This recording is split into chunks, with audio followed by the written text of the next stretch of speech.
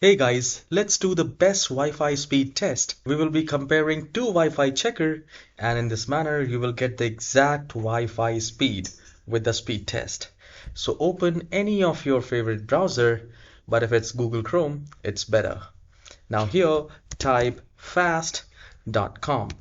Now I can see that I have somewhere around 50 Mbps speed.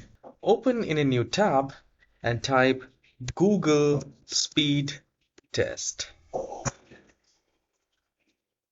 Once you have typed Google Speed Test, hit enter and you will get Internet Speed Test. Check your internet speed under 30 seconds, and here we need to click on Run Speed Test.